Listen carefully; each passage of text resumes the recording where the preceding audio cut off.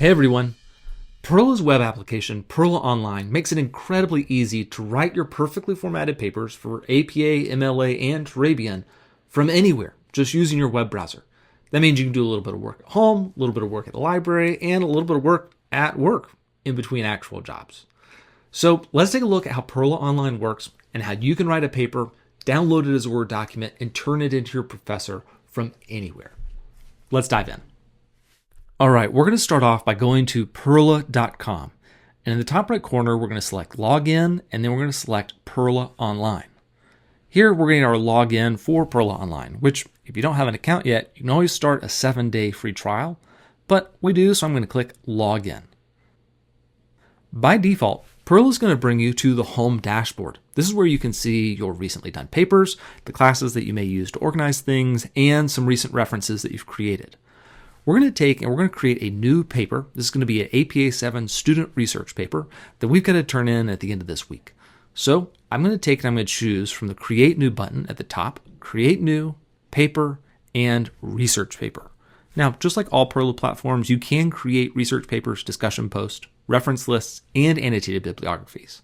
But like I said, we'll choose Research Paper for now. In the first question, we're going to choose the format, APA 7. You can choose between student and professional papers in APA. The only field that's required is a title. However, PERRLA will pre-fill the author and institution field for you as part of your profile. We always like to write about Bigfoot here at PERRLA, so we're going to write a paper called Bigfoot, the Truth Revealed. Next up, we can put a course number and name.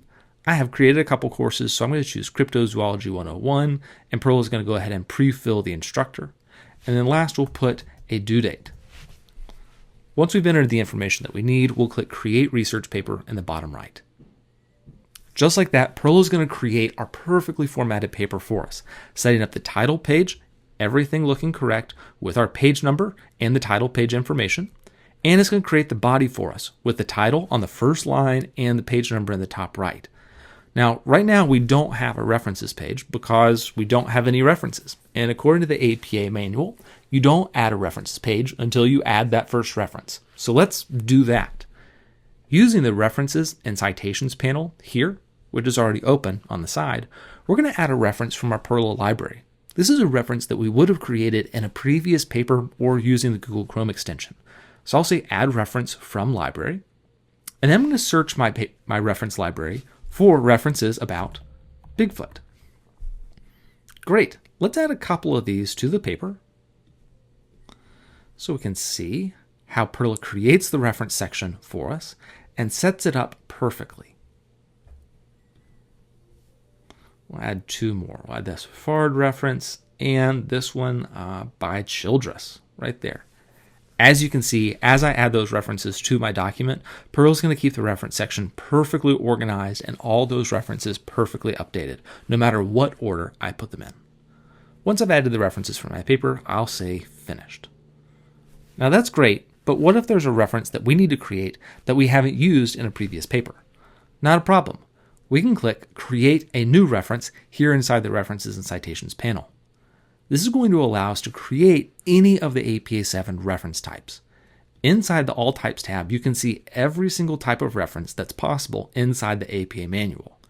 But if you're creating a reference for a book, website, or journal article, you can search for that reference's information. I've got a DOI for a journal article, so I'm going to place that into the Look Up a Reference field. Then I'm going to choose Search.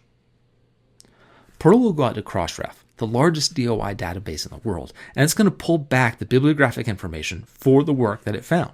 So we can see this is a journal article and it's a single published article. Here is our contributor, Gregory Morris. Here's the article title, the journal name, publication date, volume and issue number, page numbers, and the DOI.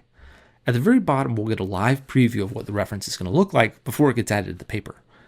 Now, we do need to make sure that we review this information. It is some human or person on the other side that put this information into Crossref, and just like all people, they can make mistakes. So we need to make sure that this looks correct, and we're following the help text that PERRLA provides underneath each of these fields to ensure that the information is formatted correctly. This looks great, so I'll choose Next, and instead of adding any optional content, I'm just going to go ahead and click Create. Just like before, Perl is going to create our reference for us and add it into the reference section automatically. Now, let's get to writing the actual body of the paper.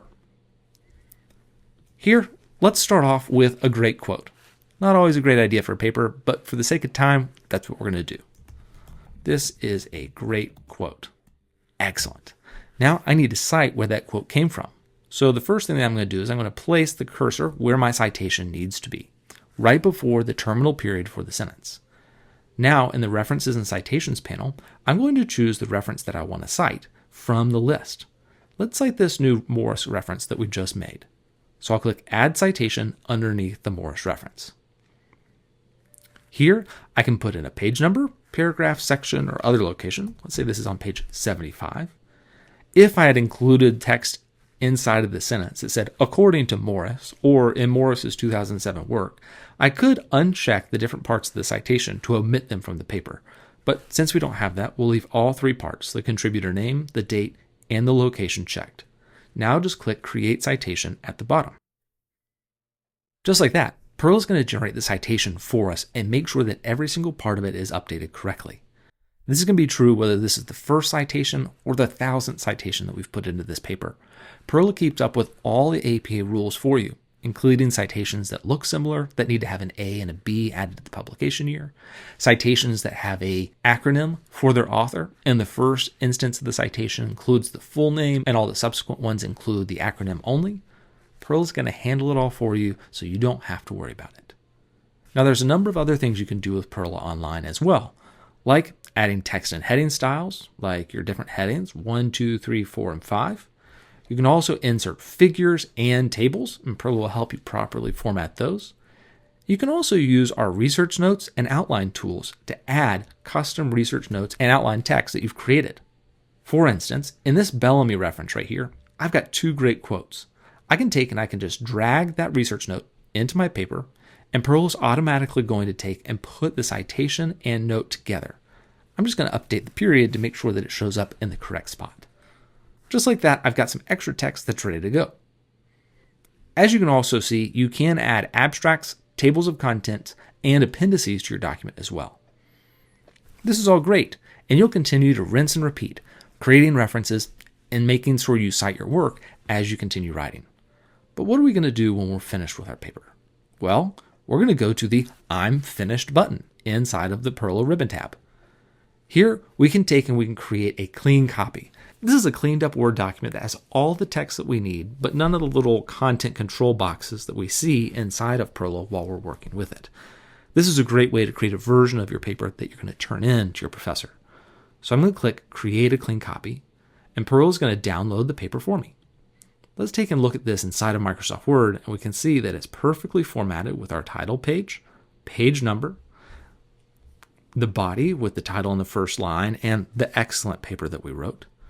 And we also have a reference section with all of our references set up and ready to turn in.